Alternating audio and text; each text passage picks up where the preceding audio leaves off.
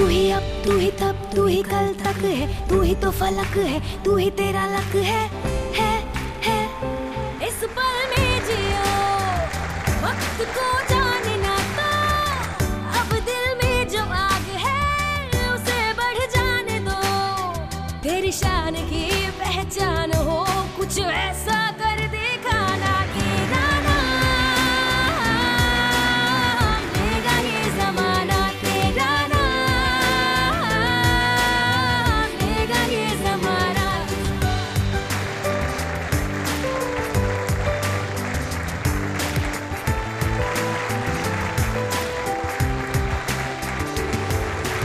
Hello, नमस्ते। Welcome back to the DSC show.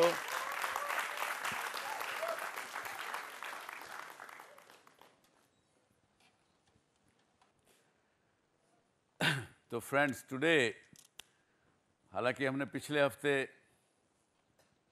बात की MBA वर्सेस एंटरप्रेन्योर्स की, आज हम बात कर रहे हैं कि एक नॉर्मल एंटरप्रेन्योर मीडिया इंडस्ट्री में कैसे सक्सेसफुल हो सकता है, मीडिया एंटरटेनमेंट इंडस्ट्री में कैसे कामयाब हो, और मीडिया एंटरटेनमेंट इंडस्ट्री बाकी दूसरी इंडस्ट्री से कैसे अलग है, उसमें क्या अंतर है, इसके बारे में भी हम जानेंगे। जिससे पहले कि मैं आपसे सवाल पूछूं, देखते हैं आज हमने क्या आपके सामने तैयार किया।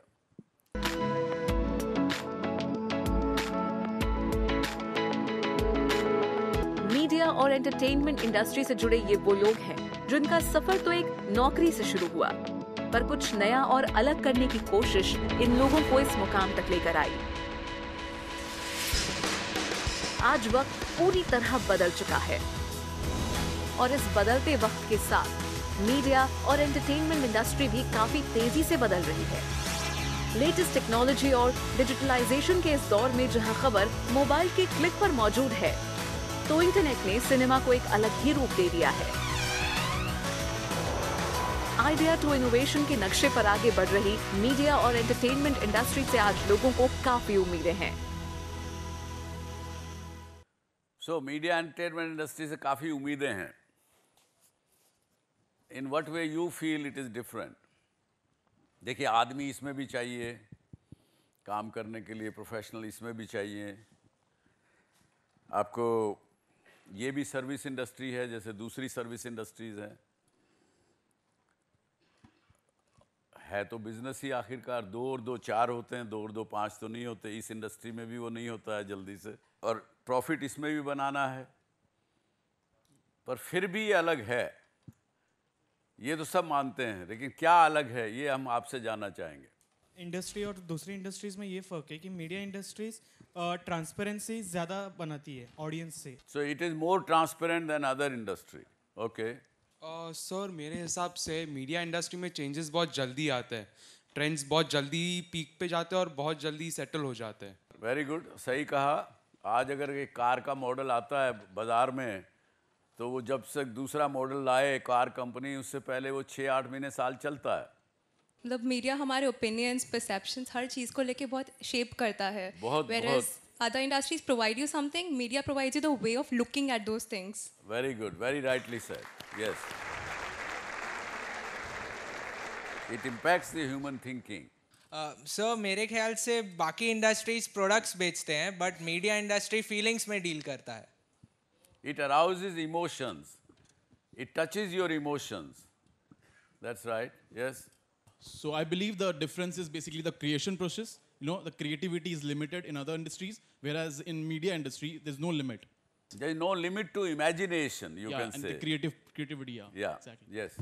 And like in engineering and other things, we can get the skills, we can get the education and improve our skills. But in media industry, I think we follow our heart, we follow our talent. Very right. I think all of you have really summed up what is the difference between the media industry. I'm sure we will have few of our experts with us, those who will also guide us further. But certainly this industry, to me, it gives you a feeling of freedom, which is no other industry gives you. you are free to imagine anything. And you can create anything. And there are creations which we have seen recently on digital media and previously on television and in cinema, which people never could imagine that this thing also can be put on celluloid. So this industry gives us freedom constantly, and it's constantly changing, and it's not tangible. You are selling emotions, you are selling feelings, you are selling something which is, you can't touch and feel. So that way it is very different. Now, आपके हिसाब से industry कितनी बड़ी आज के दिन? मुझे याद है कि जब मैंने जी शुरू किया 1992 में, हमारे देश में कोई कानून नहीं था। ब्रॉडकास्ट इंडस्ट्री का एक सिंपल कानून था कि it's reserve for public sector, यानी गवर्नमेंट। कोई प्राइवेट सेक्टर टेलीविज़न नहीं चलाया सकता इस देश में। फॉरेन सेटेलाइट या सेटेलाइट की पिक्चर डाउनलोड करना was kind of criminal offence. That was the situation. तो मैं जब गया वहाँ पार्लियामेंट में अलग अलग पार्टियों से मिलने, उनको एजुकेट करने, क्योंकि I wanted that there should be a regulation. कुछ रेगुलेशन जब तक किसी इंडस्ट्री का नहीं होगा तो वो इंडस्ट्री ग्रो नहीं करती है। बहुत से लोग तो सोचते हैं कि regulation means you are striving the industry, you are उसका गला घोंट रहे हो। नहीं, मैं कहता हूँ जब तक वो रेगुलेशन कानून होगा तो इंडस्ट्री ग्रो करेगी। उस समय में सारी 1992 में पूरी film industry, film, music, television, dramas, name whatever you name it, it was only about 20,000 crore industry, even probably not even that, less than that. और आज के दिन हमारी इंडस्ट्री जो है 1,26,200 करोड़ रुपए की 2016 में ये इंडस्ट्री बन चुकी है, और अगले 4 साल में this will double by 2020। This industry would be 2,12,000 से करोड़ से ऊपर की इंडस्ट्री होगी। So you are in the right place at right time, and there is great future for this industry, I would से।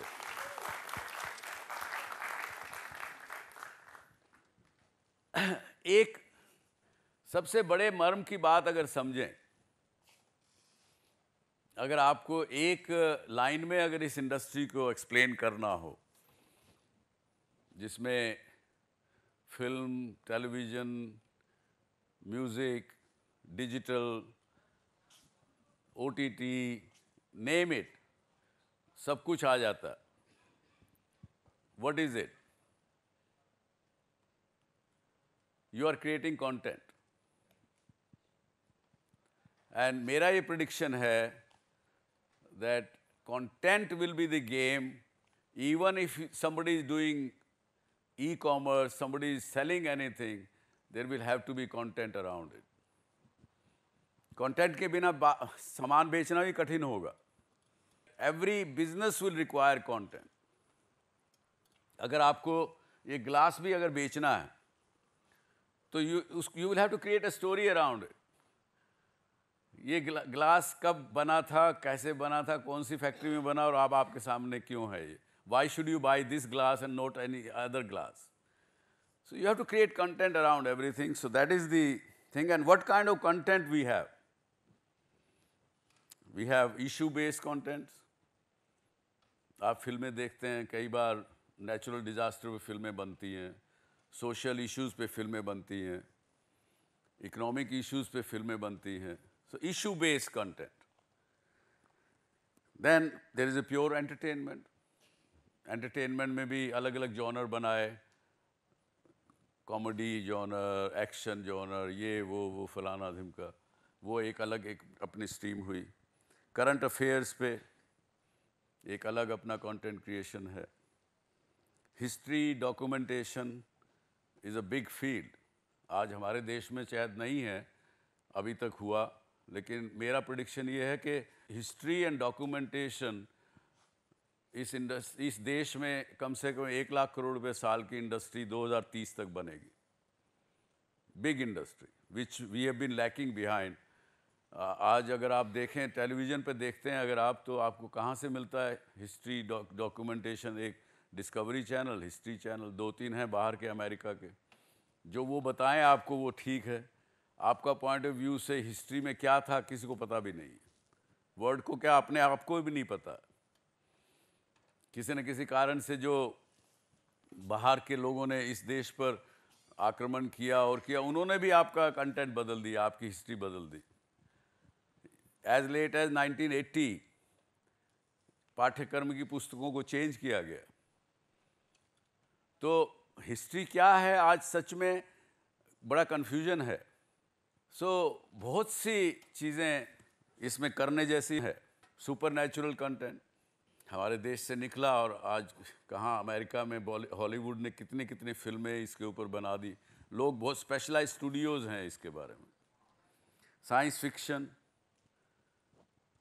फिक्शन या science prediction, what you are predicting what the science would be 10 years 20 years from now। फिर concept films उनको बोलते हैं। आप नया कुछ concept सोचते हैं कि आदमी इस तरह का नहीं हो करके सर हाथ पैर का नहीं हो सके, कुछ ऐसा होगा, कुछ कॉन्सेप्ट सोचते हैं आप, उसकी फिल्म, उसके ऊपर आप कमेंट्स बनाते हैं। हमने सारेगामापा एक बार शुरू किया, सबसे पहला शो था म्यूजिक का, उसके बाद कितने शो उस तरह के आए, कोई कामयाब नहीं हुआ।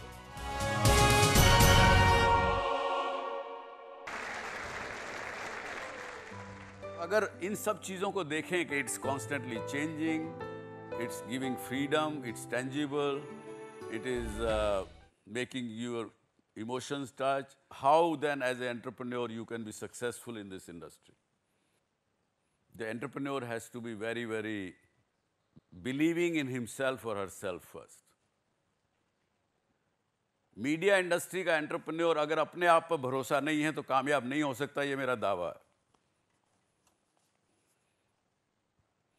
और जहां आपने नकल करना शुरू कर दिया कि इतने बढ़िया फिल्में बनाई उसकी नकल करो, कामयाब नहीं होगे। कॉपिंग इज द लास्ट सक्सेस मंत्र। कॉपी किया हुआ कंटेंट कभी चला नहीं, लोग करते हैं। इसीलिए हमारी फिल्मों का सक्सेस रेट क्या है, बिटवीन 10 to 15%। क्योंकि अभी ये चल रही है फिल्म, अब उसकी कॉपी करेंगे, आप देखना पिछले अगले साल भर में 10, 15, 20 फिल्में तो जरूर बनेंगी और सब पिटेंगी। माले मुफ्त दिले बेरहम, किसी का पैसा लगेगा और कोई अपनी क्रिएटिविटी करके चला जाएगा।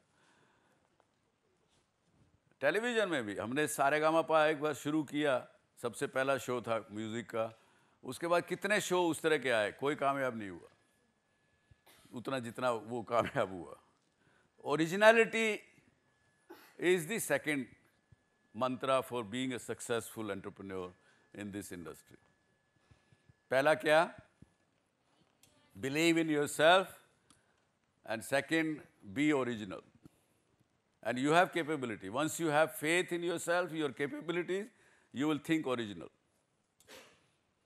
Only when you don't have confidence in yourself, you will ask, अरे क्या बनाऊं, ये कैरेक्टर कैसा होना चाहिए, विलेन कैसा होना चाहिए, क्या होना, आप पूछते रहेंगे। So be original। और थर्ड मैं कहना चाहूँगा कि टेक्नोलॉजी को भूलो मत।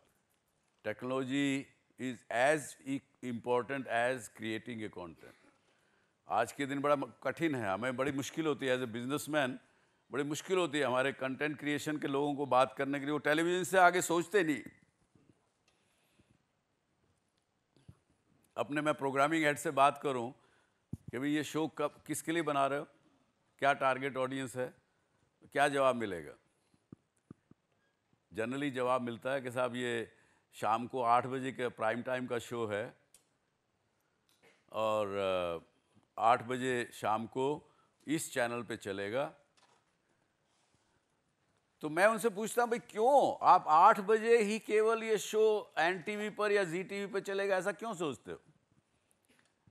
आज तो व्यूअर इज वेरी डिसर्निंग, उसको वो ज़रूरी नहीं कि वो इस टेलीविज़न स्क्रीन पे देखेगा। आज उसके पास ऐप हमने दी हुई है, उसके मोबाइल के ऊपर किसी वक्त भी वो कंटेंट देख सकता है। आज अगर उसने देखना भूल गया किसी वजह से और काम में बिजी हो गया, कोई पब में जाना पड़ा दोस्तों के साथ, तो फिर देख लेगा बाद में। कैचअप टीवी आ गया है, सब कुछ आ गया, पर कंटेंट क्रिएशन वाले लोग बड़ा अभी भी उससे निकलने में उनको कठिनाई हो रही। तो मैं ये कहता हूँ कि टेक्नोलॉजी को भी उतना ही अहमियत दीजिए जितना आप क्रिएटिविटी को देते हैं। ये तीसरी बात। एंड एवर चेंजिंग, बिल्कुल एजाइल, आज का काम आज, जिस दिन आपने कल पे छोड़ा तो गाड़ी, टुमारो नेवर कम्स, खासकर इस इंडस्ट्री में। टुमारो नेवर कम्स पे तो कितनी जाने कितनी फिल्में बन गई। तो अब ये सो बातें मैंने अपने एक्सपीरियंस से बताई आपको, लेकिन आज हमारे बीच में एक ऐसे चेंज मेकर हैं जिन्होंने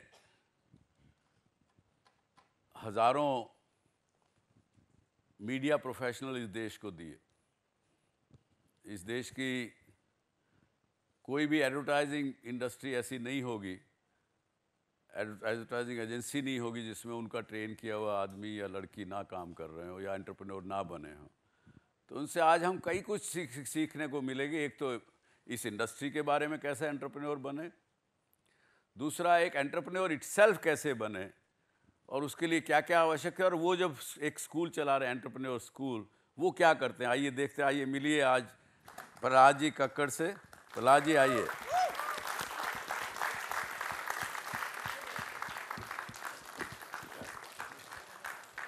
Prahlad ji, I was looking for this day for long time.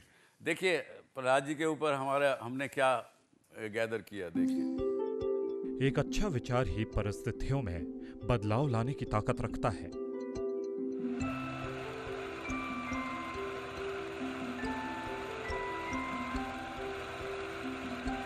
कौन सोच पाता है कि एक ख्वाब को 70 mm की स्क्रीन पर उतारा जा सकता है।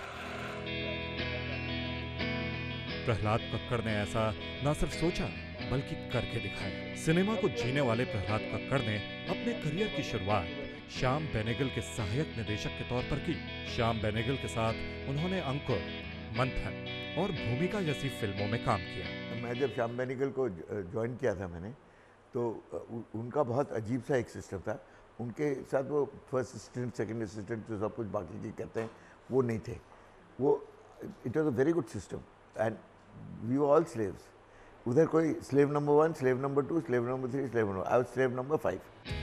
कुछ नया और हटकर करने की सोच ने प्रहलाद कक्कड़ को एंटरटेनमेंट इंडस्ट्री में अनोखी पहचान दिलाई। उन्होंने कई एड फिल्म्स को डायरेक्ट किया जिन्हें काफी सराहा गया। क्रिएट एंड क्रिएटिव आइडिया का ट्रेंड बदलकर प्रहलाद कक्कड़ ने विज्ञापनों के जरिए लोगों को एक मैसेज देने की कोशिश की।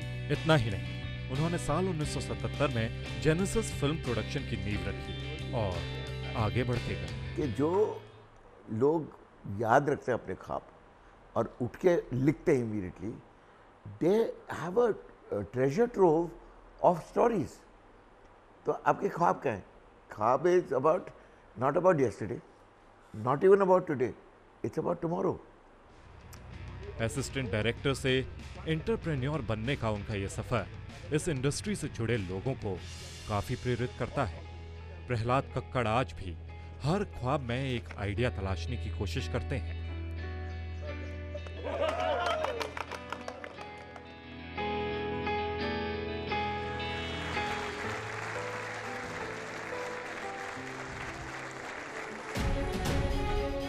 आप तो एंटरप्रेन्योर्स बनाते हो, ये ख्याल कैसे आया और क्यों आया?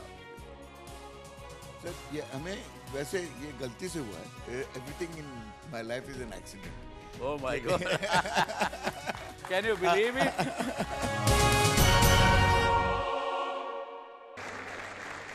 अब देखिए, ये केवल जितना बताया तो कुछ भी नहीं है। इन्होंने 1995 में स्कूबा डाइविंग स्कूल शुरू किया। मेरे से इन्होंने वादा किया है कि जिस दिन मैं तैरना सीख जाऊंगा मुझे लेके जाएंगे। वैसे भी ले जाएंगे सर। वैसे भी ले जाएंगे।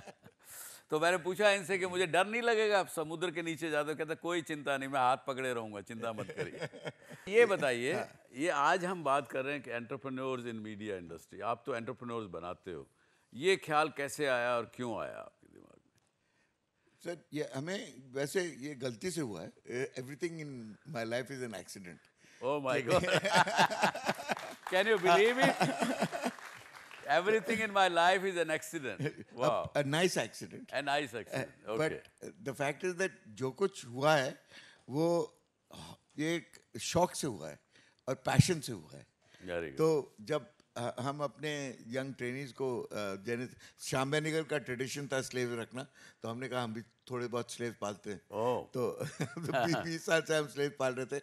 तो वी फाउंड इन हाइंडसाइट 20 साल के बाद कि 60% of the advertising film industry is actually run by the people from my office. Wonderful. So वो ऑफिस यानी एक एडवर्टाइजिंग एजेंसी का ऑफिस ना होके silently, without knowing, was also acting as a creating the media entrepreneurs. Absolutely, and we were like an incubating cell. तो जो survive करता था हमारे दफ्तर में दो साल के लिए, तो we used to kick him out and say, तैयार तू उड़, you know, उड़ो. हाँ उड़ो. There was no question of नौकरी ढूंढने का सवाल ही नहीं था. जी. And that was the whole idea. तो जब हमने PKSB की SBE के बारे में सोचा, that was the Prahlad Kakkad School of Branding and Entrepreneurship, we thought that ये कुछ अजीब है कि 100% of our students have all become entrepreneurs. अब उनमें खास हमने क्या सिखाया कि they are so independent minded. क्या ऐसा सिखाया? So we realized two things, that to be an entrepreneur, first you can't do a job. You have to own the job. First देखिए, आप घर बैठे देख रहे हैं इस शो को. प्रहलाद जी कह रहे हैं कि if you want to become an entrepreneur, don't do a job but own a job. So even if you work for somebody else, it doesn't matter. You have to pretend that this is your job, decision and the buck stops with you. And even if you get sacked for being independent minded, it is a great boon. You should celebrate that sacking. Very good. That is one. The other was if you cannot add value to whatever you do, then you can't be an entrepreneur. 2 and 2 equals to 4, everybody can get. Only an entrepreneur dreams of making 2 and 2 into 22. Very good.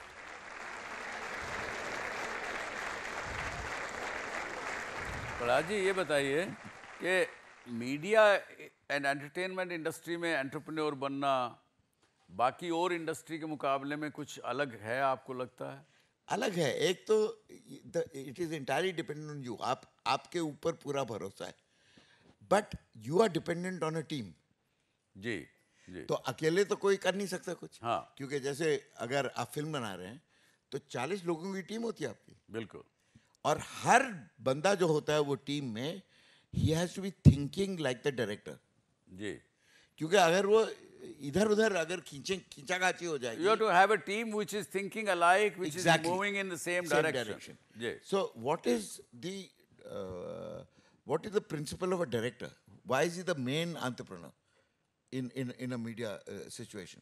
Director is a man who lives with a vision and convinces his entire team to buy into that vision, not to have their own visions.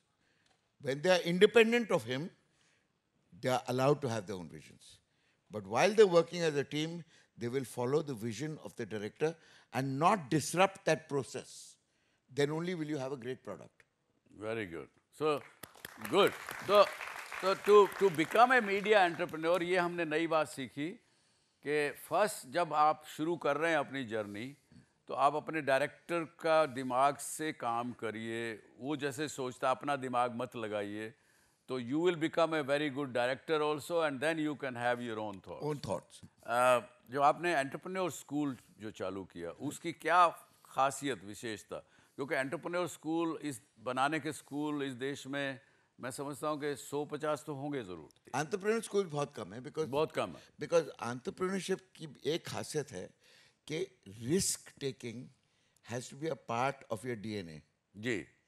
अब ये ऐसी बात नहीं है कि आप थोड़े बहुत रिस्क टेकर्स हैं, थोड़े बहुत ज़्यादातर नहीं है. Everybody is potentially a risk taker. अगर उनका डर निकाल दिया गया और उनको कॉन्फिडेंस दिया गया कि आप अपने दो टांग पे खड़े हो सकते हैं और आप उड़ सकते हैं, चिड़िया जैसे उड़ सकते हैं, then everybody becomes an entrepreneur.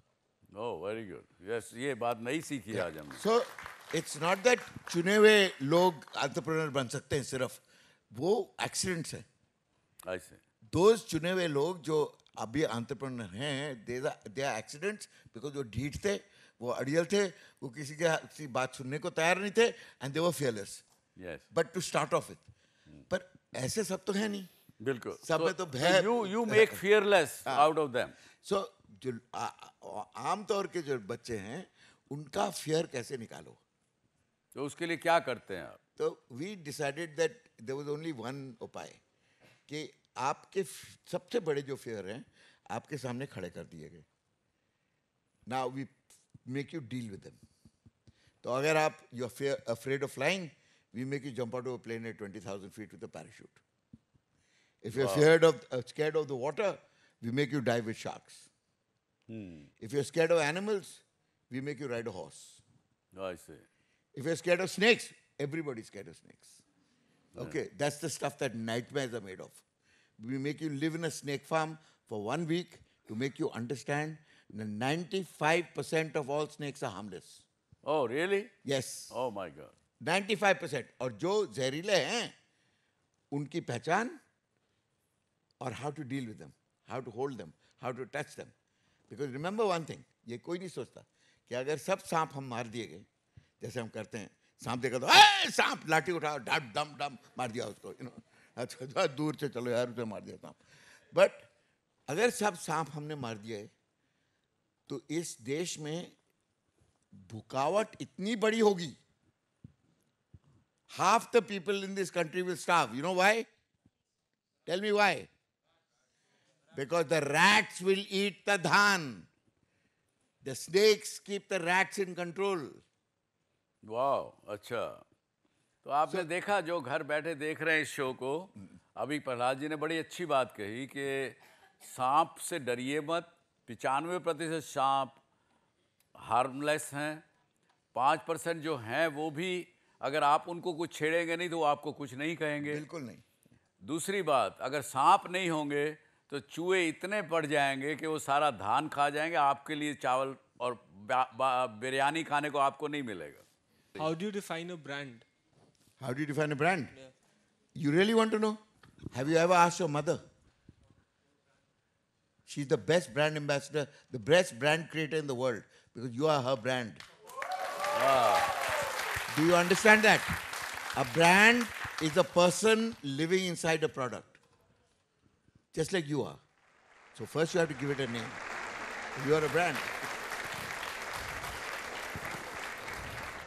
So you've always taught us to go beyond fear. Yes. But what is that one fear, like from the time you've started your own career and your own passion, you follow that? What is that one fear that has kept you down, and how have you overcome it? My greatest fear was that I would compromise. Oh, yeah. That I would compromise and take the easy path. And that was my greatest fear, because I knew that the day I compromised and took it easy and took the line of least resistance, or aaram se baithe hue, I would lose my youth, I would lose my curiosity, I would stop learning. That is my greatest fear. My greatest fear is I want to keep learning till the day I die. Very good. देखिए, आप घर बैठे देख रहे हैं, प्रहलाद जी ने अभी बड़ी बात कही कि be a learner till you die. और प्रहलाद जी, इसके साथ ही बहुत बहुत धन्यवाद, आप इस शो पे आए और आपने हमें इतना कुछ बताया. Thank you very much. Thank you very much. Thank you. देखिए, इस प्रकार के लोग हैं हमारे साथ, तो फिर हमें डरना क्या. और प्रहलाद जी आपके मन से डर निकालते हैं. जिस भी चीज़ का डर हो, चाहे जानवर का डर हो, चाहे वो सांप का डर हो, चाहे पानी का डर हो, चाहे आसमान का डर हो, तो एक बार अगर आपने डर निकाल दिया तो कोई चीज़ ऐसी नहीं जो आप ना कर सके. ऑनेस्टली जवाब चाहिए. देखिए, इसको स्किल डेवलपमेंट मिनिस्टर भी देख रहा होगा और प्रधानमंत्री भी शायद देखता हो. I think पिछले 15 साल से we have been spoken of as the software powerhouse of the world. According to me, I think we are just back-end clerks of the world.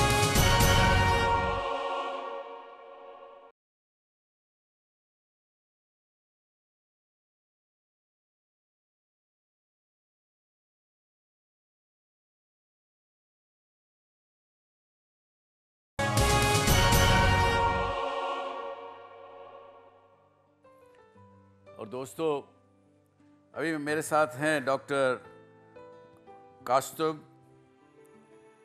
He is a entrepreneur turned academician in innovation and so many other things, speaker at TED and many other platforms. Founded 3 companies from 1990 to 2005 in various domains of machine tools and automation and so many things. We have to learn from him today on innovation, which is very, very important part to become a successful entrepreneur in this media and entertainment industry. Dr. Saab, please come. Welcome, sir. So how did you start, doctor? Actually, 1990 में जब भी मैं MBA कर रहा था, something happened in the family and my father fell ill and I had to take over that business, which is a small business. We just had about, you know what lathe machines are? You know, we had 4 lathe machines and we used to do a lot of job work for big machining companies, and yeah. other things, yes. Various, you know, Mechanical Siemens, workshop. Yeah, mechanical. L&T, Voltas, etc. used to be our customers. When I started off, I mean, when I went into that business, I realized within the first about year or so that these large companies were just taking advantage of us. 60-day credit periods and 90-day credit periods and 120-day credit periods. And at which time, my father had recovered by then. And I told him one fine day that let's stop doing this job work business completely and let us start our own products. So we started with very simple hand-mounted presses. And actually my father supported that decision because he was doing that for about 10 years. And it was not a big business at such, but stability to tha. And I was trying to kind of rock the boats in some way that I was going to stop a continuing line of business and trying to get into a product business, which, you know, as advertisers, etc., selling products, a B2C kind of a thing, and a B2B. There are 2 completely different ball games. That was one thing that the risk that I took at that time, and my father also supported. I think from there we थोड़े grow होके 8 कंपनियां हुई. उसके बाद आपने उनको बेचा 2005 में. हाँ. और आपने 1 साल तक केवल योगा सीखने चले गए. Yeah. Yes. क्या मानेंगे? सारी बिजनेस को बेच दिया, पैसा बनाया, उससे जो भी मिला, कम ज़्यादा उसकी बात में नहीं जाता हूँ, लेकिन 1-1.5 साल तक उन्होंने he learned the science of yoga and then plunged into academics and research from 2006 onwards. ये कैसे बदलाव आया आपके उसमें? जब मैं बिजनेस करता था तभी मेरे जो 3 सक्सेसफुल कंपनीज थी मिला के कुछ we had about 60-70 employees and somewhere एक थॉट था कि मेरा स्फीयर ऑफ इन्फ्लुएंस ये 60-65 लोग ही है. Can I actually influence more people? And I really didn't know what to do. And yoga में interest तो था. So 1 साल कहीं योगा सिखाते हैं, scientifically जहाँ सिखाते हैं, not the religious kind. तो उधर जाके explore किया, ये किया, वो किया. And somewhere I think that feeling of wanting to influence more people became more pronounced. And I think that led me towards academics possibly, because when you are in a class, you can attempt to mold a lot of people's thinking and try to change them. So that's probably why I got into academics. आपने अभी तक 100 से ज़्यादा startups को mentor किया. क्या experience रहा आपका उस mentoring of startups of more than 100 people, more than 100 startups actually? It is like giving birth to a baby. It is like seeing that child take her or his first step. As a startup mentor, it's my role not to let that dream go away. Make that dream flower a lot. Plus at the same time, उसमें practicality, feasibility का भी थोड़ा सा understanding देना चाहिए. But as a rule, I do not say that any idea is bad. I tell the students or whoever comes कि try it out. Market में try करो पहले. अगर चलता है तो great. अगर नहीं चलता है तो जो experiment आपने किया है उसी में से कुछ ना कुछ तो आइडिया आ ही जाएगा. And you will yourself learn and tweak the whole model of yours. Doctor बड़ी बात अच्छी कही. डॉक्टर आपको एक भारत सरकार के स्किल डेवलपमेंट की तरफ से और भी न्यूमरस ऑर्गेनाइजेशंस की तरफ से बहुत से अवार्ड्स मिले हैं, एजुकेटर के रूप में, मेंटर के रूप में, इनोवेटर के रूप में.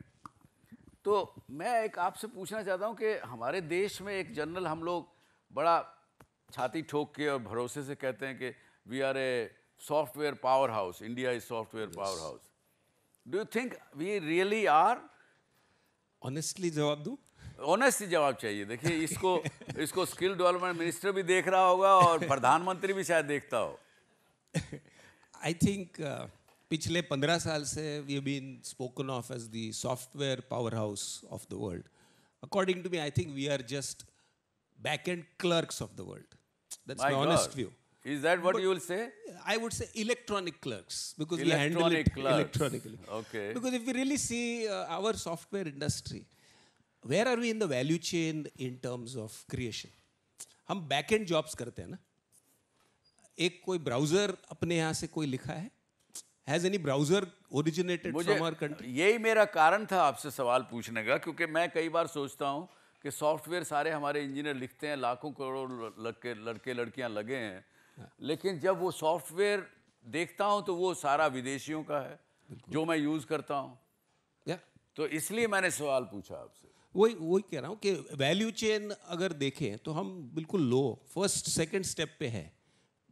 कॉस्ट एडवांटेज है because our labour is cheap. That's why. तो गरीबी बेच रहे हैं हम. बिल्कुल. और वो भी गरीबी अब वियतनाम और कंबोडिया और ईस्टर्न यूरोप ले जा रहे हैं हमसे. वो ले जाएंगे नेचुरली. वो सस्ते में काम कर रहे हैं हमसे. और सस्ते में. So we really have to go up the value chain.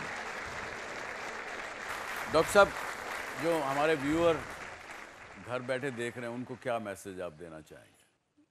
Technology से भागो मत. आजकल सब्जी वाला भी पेटीएम का QR कोड दिखाता है. So वो नहीं डरता है तो why should we be scared, right? Because that is what is going to is changing the world, correct? अपने बच्चों की curiosity kill मत करो.